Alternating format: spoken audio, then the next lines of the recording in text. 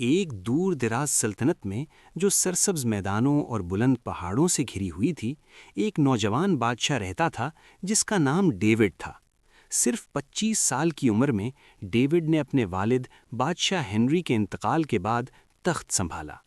سلطنت کے لوگ اپنے نئے بادشاہ سے بڑی امیدیں رکھتے تھے، مگر ڈیوڈ کے دل میں ذمہ داری کا بوجھ گہرا ہوتا جا رہا تھا۔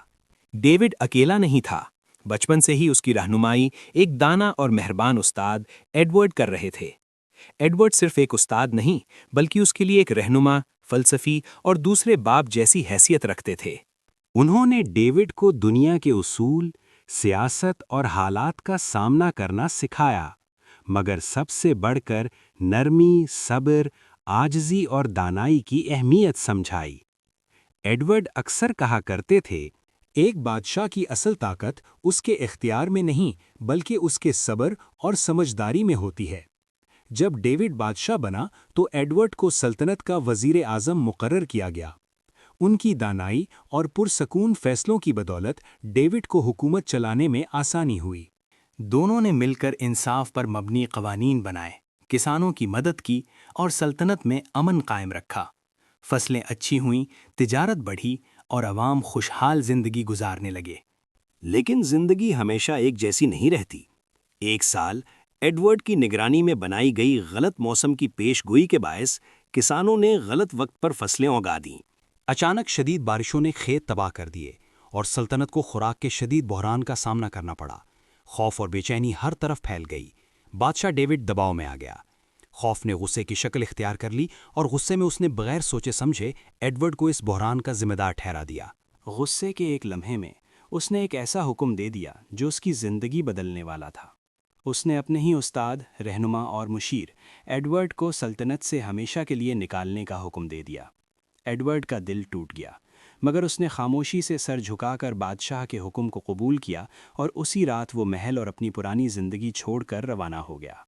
ڈیوڈ کو لگا اس نے درست فیصلہ کیا ہے، مگر اس کے دل میں ایک انجانا سا بوجھ پیدا ہو چکا تھا۔ ایڈورڈ نے محل کی چمک دمک سے دور ایک چھوٹے سے گاؤں میں سکونت اختیار کی۔ حالانکہ اس کے پاس دولت تھی، مگر اس نے سادہ زندگی کا انتخاب کیا۔ اس نے کھیتی باڑی شروع کر دی اور عام لوگوں کی طرح زندگی گزارنے لگا۔ صبح سویرے اٹھنا، زمین پر کام کرنا اور شام کو سکون سے آرام کرنا، یہ سب اس کے دل کو سکون دیتا تھا۔ جلد ہی گاؤں والوں نے اس کی نرمی اور دانائی کو پہچان لیا۔ جب بھی کوئی مسئلہ پیش آتا، لوگ ایڈورڈ کے پاس مشورہ لینے آتے۔ وہ ہر کسی کی بات صبر سے سنتا اور عقل مندی سے حل بتاتا۔ ادھر سلطنت میں بادشاہ ڈیوڈ کی مشکلات بڑھتی جا رہی تھیں۔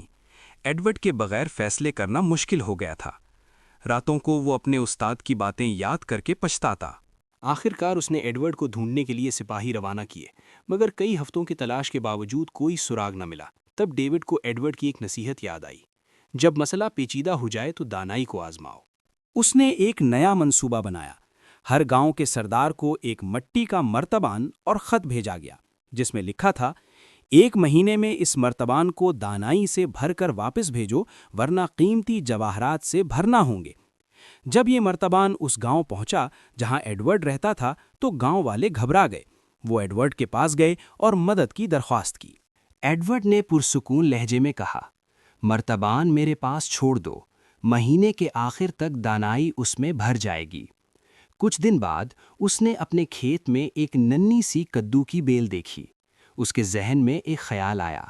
اس نے آہستگی سے ایک چھوٹا کدو مرتبان کے اندر رکھ دیا، بیل کو کاٹے بغیر۔ روزانہ پانی دیتا رہا۔